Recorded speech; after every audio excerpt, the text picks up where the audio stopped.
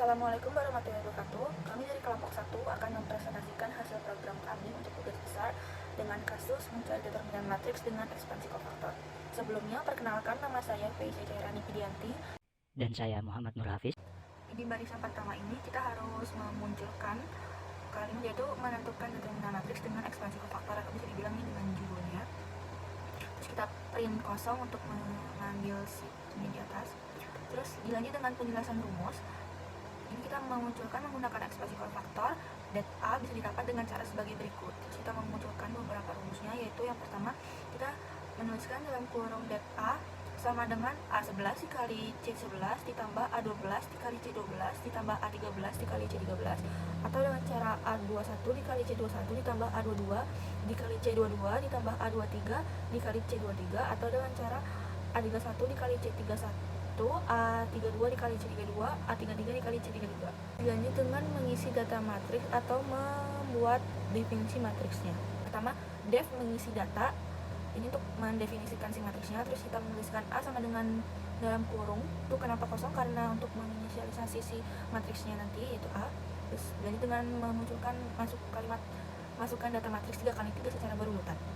Terus dilanjut dengan baris selanjutnya, yaitu for i range 3. Itu tuh untuk perulangan baris atau input berupa angka dari A1 ke A12 ke A13, A21, A22 dan seterusnya.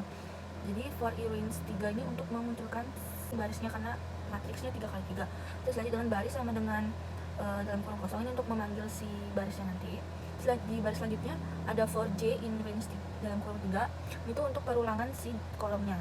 Terus dilanjut dengan baris titik append dalam kurung integer input, itu untuk mengisi baris-baris matriksnya. Dan kenapa integer? Karena ini tuh variabelnya tuh angka. Terus yang baris selanjutnya yaitu a append dalam kurung baris untuk memasukkan baris ke kolom-kolomnya. Terus dilanjut dengan print a dan return dalam kurung a. Return ini untuk menjalankan atau memanggil si function-function yang ada di atasnya. Kemudian pada baris ke-24 memunculkan bentuk matriks. Di baris setelahnya ada def memunculkan bentuk matriks A. Fungsi ini berisi cara penjabaran matriks A keluar secara berurutan.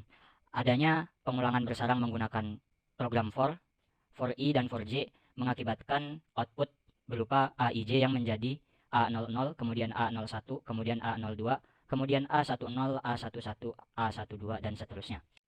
Kemudian pada baris ke-33 output rapih, di baris setelahnya ada def menghitung hasil A. Fungsi menghitung hasil A ini diawali dengan barisan print yang hanyalah berisi penjabaran output mencari determinan A menggunakan ekspansi kofaktor. Print dengan data string ini hanyalah penjabaran lengkap memanggil isi-isi dari variabel A. Kemudian rumus sebenarnya terletak pada di baris ke-47, determinan A sama dengan A00 dikali A11 dikali A22 dikurangi A12 dikali A21 dan seterusnya. Ini adalah rumus determinan menggunakan ekspansi kofaktor pada dasarnya. Inilah yang berada di menghitung hasil A, di fungsi menghitung hasil A. Dan terakhir pada baris ke-52 pemanggilan fungsi-fungsi dan menjalankan program. Pada baris ke-53 ini adalah keseluruhan dari program kita pada intinya. While true matriks mengisi data, jadi matriks diisi dengan def atau fungsi mengisi data yang ada pada baris 13 tadi. Jadi manggil fungsi mengisi data dan menginput isinya, kemudian memunculkan bentuk matriks dan di dalamnya ada matriks. Jadi mengembalikan matriks ke dalam def memunculkan bentuk pada baris ke-25, kemudian menghitung hasil matriks, membuat matriks masuk ke dalam def menghitung hasil A, dan ketemulah hasilnya dari matriks yang diinputkan, hasil determinan dari data yang diinputkan menggunakan ekspansi kofaktor. Kemudian ada print ketik ya untuk melanjutkan, jadi ini pertanyaan untuk melanjutkan atau tidak. Ada input lanjut yang merupakan masih data string. Kemudian ada if lanjut tidak sama dengan ya. Print terima kasih telah mencoba. Break, ini break ada untuk menutup while true, while yang masih value-nya true. Jadi jika break ini terjadi maka while akan menjadi false dan berhenti.